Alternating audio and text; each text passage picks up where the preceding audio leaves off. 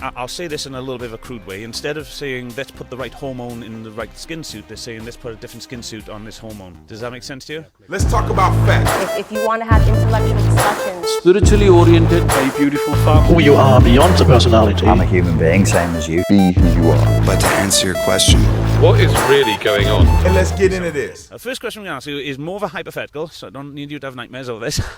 Now, you're going to see in this episode coming up now, we're going to be speaking to a gentleman called Steve.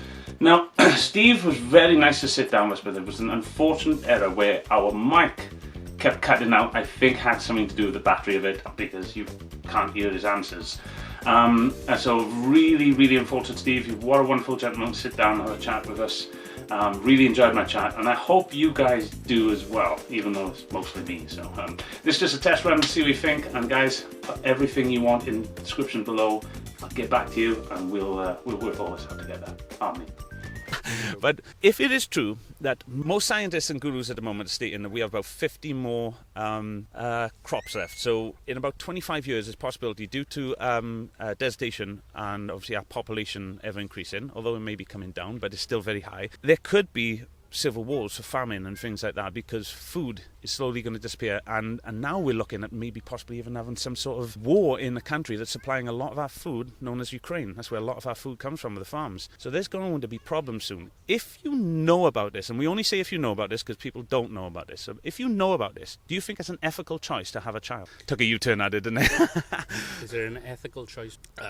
If you know they could be bringing them into a civil war and farming, because at the moment, like I said, Sadhguruji just went on this morning just to talk about how desertation is lowering our food crop fields, and they say we've only got about 50 more years before we're running out of food.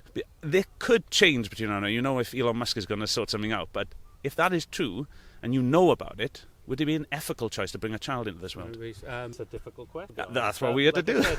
I'm a father of 3. 6. So, wow. I know. That's effort. Thank you. I say to people, you could see me as a hypocrite, but only now I myself am asking these questions. So I mean, I'll give you my answer, and I would say I wouldn't say it was an ethical choice if I knew this, but obviously I'm not judging anybody because nobody knows this, nobody's thinking in this manner. But if I thought in this manner, I personally, and the theory basically is I don't want my child growing up into any sort of poverty, any sort of thing like that, if I can help it. It helps I've had 6 already. But yeah, are you looking at it as if you haven't had one, it's kind of unfair that you haven't had a child, but like, all right, and we'll just change the question for yourself then, okay. And that is, if you've had children and you know this, do you think you should have any more? Is it ethical to have any more? Let those who haven't had a child have a child. A child, yes or no? You're saying we're damning our own future generations by doing that? According to scientists, not according to me, but according to scientists, they're saying we are damning our future at the moment, and because we don't seem to be changing our course at the moment, it could be in 25 years we're all fighting over food. Humanity are monsters. That's the I think we can be and have been, I think, but we can also choose to be the opposite. We can change. So, and that is my, when you hear what this is about in the last question, hopefully you'll see what I'm trying to achieve here. I love your answer, thank you very much for that. But what I'm going to do now is I'm going to go to another thing that is big on the topic, and this is one some people like to pass on to us, people are okay to do that. But there's a growing, depending on what we see it, remember now we're just asking questions, there's either a lifestyle or trend that's growing called transgenderism. But something I'm noticing with this that not a lot of people are talking, in fact I don't see anybody talking about so far, is the fact that again, if it is true that it has been reported that testosterone in men especially, and women, but especially men, has come down in the last 20 years by over 50%, and I don't even want to tell you what it is over the last 100 years, can you absolutely 100% understand how some of these individuals, men, are more in their feminine energy, especially with all the estrogen in our foods and everything, and do absolutely 100% feel like they're females trapped in a male's body? Now, knowing that, and I don't want to speak for adults, I think adults, you do what you can do, but just that children alone that might be experiencing this, and there's evidence to suggest that a lot of children are experiencing this, should we at least just first think about upping the hormone that they're missing due to our diet and the way we, like you said, human beings are monsters. We'll do anything for a quick buck, and I think we've done this to ourselves. I don't necessarily believe we're born transgender. I think we're all born perfect human being, perfect little sponges that we learn. But I do believe our hormones are being messed with, whether on purpose or just accidentally, and now they're covering it up. But there is, that's a wind.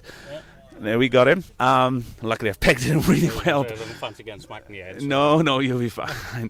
But yeah, so just in this area alone, do you think with children we should possibly just have a look at, maybe looking to see if their testosterone is low and that's why they're not feeling good in their body? Maybe altering this first before anything else regarding surgery. Now, I don't know a lot about it, so I can't answer a lot of questions. But I think somehow surgery should be done after testing testosterone first. That's the way I see it.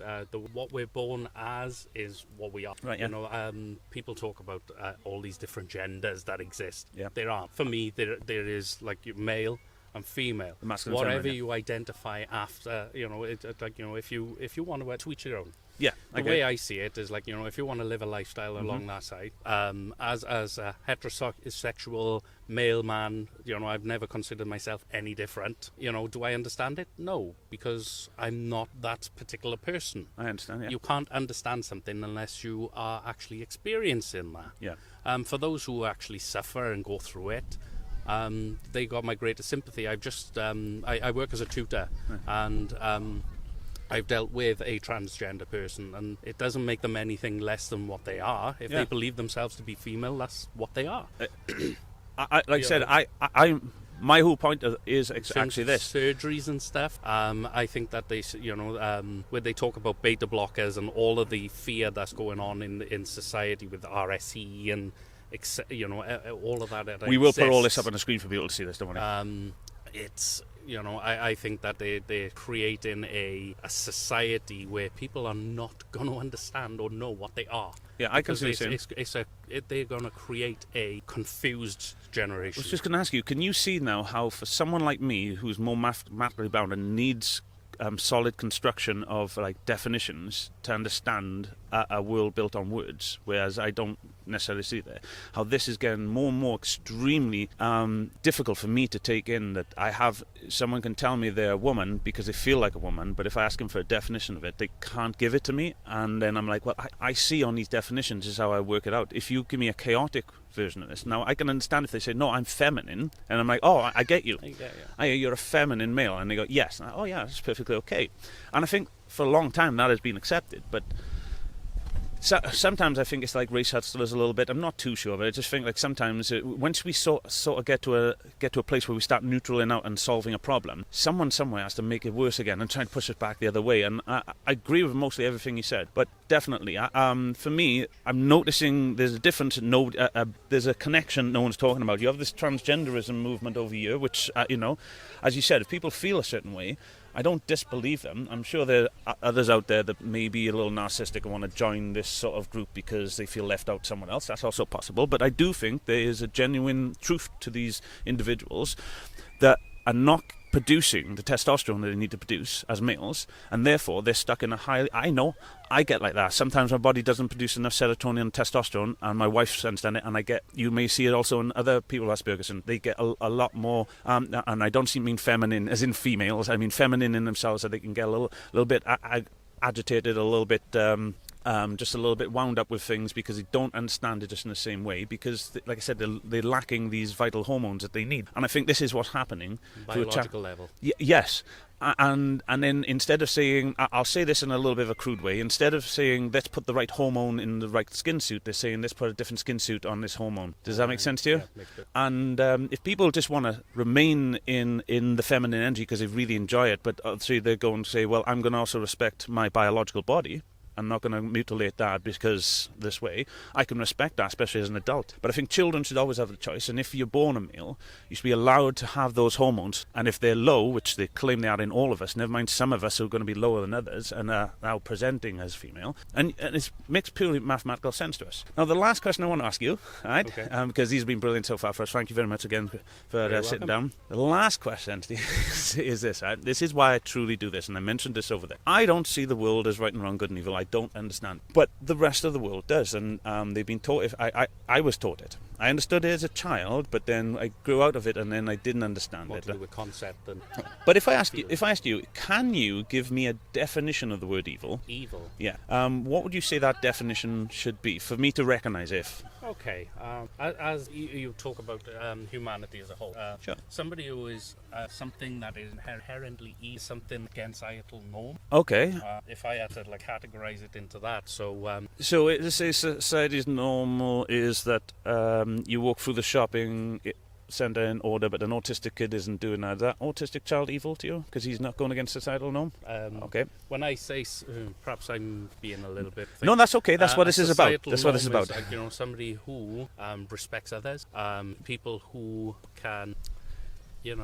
not want to hurt, but deliberately hurt, rather than, I know people with autism who lash out. They don't mean to lash out, but they... Yeah, I get it. I'm talking about somebody who would deliberately want to go out and cause some harm to themselves, or, not so much to themselves, because some people hurt themselves and they can't help it. It's a compulsion. I'm talking about somebody who would deliberately hurt another person just because... that kind of behaviour, would you say that's healthy behaviour? Well, hurt, to deliberately hurt somebody, that's not for me. If someone is participating in unhealthy behaviour, we call them unhealthy individuals, right?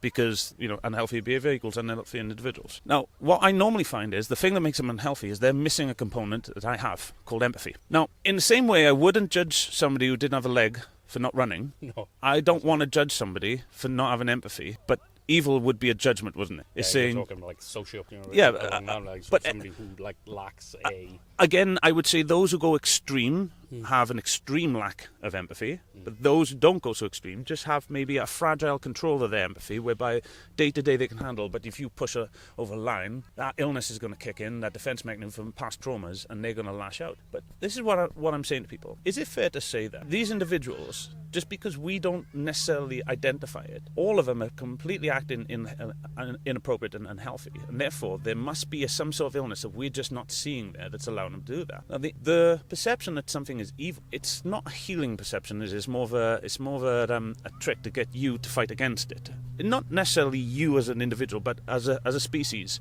When we think of evil, we think of good versus evil, not good and evil hand in hand. I watch a lot of Star Wars. Yeah. But yeah, well done. So hopefully you know where I'm going with this then. So there is an actual reality whereby good and evil is there, but they're not called good and evil, it's called negative and positive. And they're just two halves of a neutral, which is the one thing. As you know, there's nothing in between good and evil. And once upon a time, there was a man here called Christ who said, beware the double-minded who think like this.